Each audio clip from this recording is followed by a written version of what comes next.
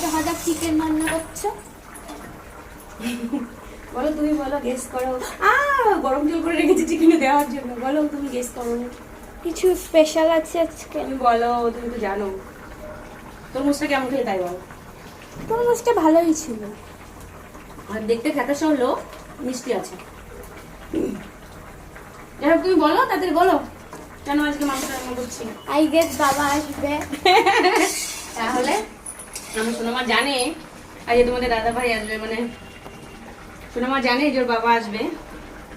যাই হোক, ওর জন্যই আজকে চিকেন করছি। আর এদিকে হচ্ছে দেখো, এদিকে দেখো, এখানে হচ্ছে মাছ দিয়ে করছি, হচ্ছে কাঁচকলা আলু দিয়ে, কাঁচকলা আলুর ঝোল মাছ দিয়ে, এখানে চিকেন।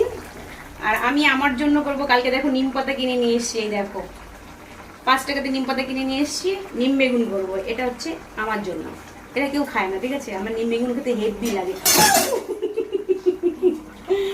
যাই হোক, পড়ে যাচ্ছিল, জানি না আজকে কেন এরকম হচ্ছে, বটি তরমুজ কাটতে গিয়ে বটি খুলে যাচ্ছে। এরকম লাল ঝাল ঝাল ঝাল চিকেন, একটু কষা তুলবো, তাই তো? আমার সোনা আমার আবার একটু কষা কষা খেতে ভালোবাসে, কষা তুলবো আর একটু গ্রেভি দেবো। এই হচ্ছে দুপুরে রান্না। আর ভাত ভাত হয়ে গেছে, দুটো হয়ে গেছে। তোমাদের দাদা ভাই অফিস করে তারপরে আজকে আসবে রাত্রে। এটা পরে আবার কথা বলবো। সবাই ভালো থেকো। আজকে একটু ওয়েদারটাও ভালো আছে, এটা অনেকক্ষণ ভিতরে কিছু খাইনি।